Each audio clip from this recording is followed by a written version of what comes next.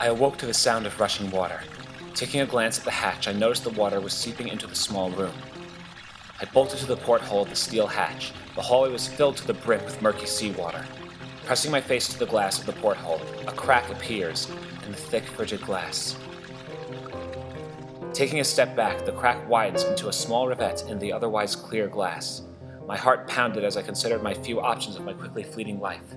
Open the door and attempt to swim to the surface of the ocean in which the ship was sinking in, or wait to drown in the room as it flooded with water like a trapped rat.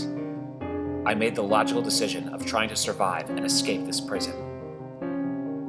I placed my shaking hands on the cool metal of the hatch door as I twist the opening mechanism.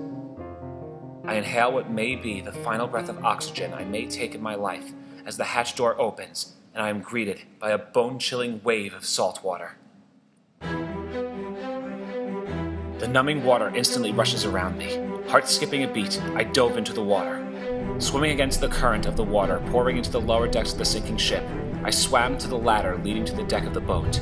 As I gripped the metal rungs of the ladder with my numb hands, I felt a slight tug at my ankle. Not wasting a split second of oxygen, I continued up the ladder. Reaching the top of the ladder, I propelled myself through the open hatch. The boat was about 20 feet under the surface of the ocean. My oxygen-deprived lungs protested to take a breath of the murky salt water. I felt so heavy, as if my body was held down by an invisible anchor. Every stroke I took towards the surface, I felt hands tighten around my lungs. I had learned to hold my breath for long periods of time from playing trumpet through school. Even as my oxygen supply diminished, as I moved as fluently as my incoherent brain tried to comprehend my need to survive, and keep a steady pace as I moved through the frigid water. The light shining through the water was slowly growing brighter as I swam closer to the surface. I remembered when I was a child diving into the swimming pool after diving rings, chlorine from the pool stinging my eyes as I reached for the brightly colored rings. I felt a soft warmth of the sun's gentle beams pierce the ocean's surface. I was almost there. Oxygen. I had been in the water for several eternities. Has it been days or years? Or has it been a breath? My lungs seemed like shriveled paper bags, an invisible noose choking me to my watery grave. The world has a dull haze, a teal haze. The salt and the cruel waves tormented my eyes. I felt so dizzy. The world spun in a salty teal haze. I gazed up at the sun through the waves of my prison. I gave one last paddle toward the surface, my fingertips inches away from the fresh air I so desperately craved. I reached upward to pull myself above the surface of the water.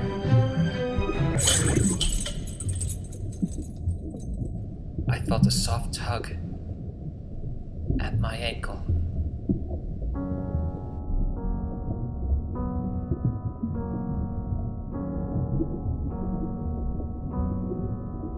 My heart sank like the boat that damned me to this hell.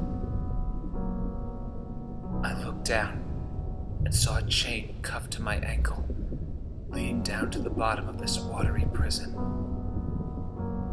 A chain. I was chained to the boat. The carriage to this inescapable purgatory. With my last ounce of energy, I inhaled a breath of salt-tainted water, lungs burning with the sensation of pain. Fire in a water purgatory. Fire, the last thing I felt before I lost consciousness.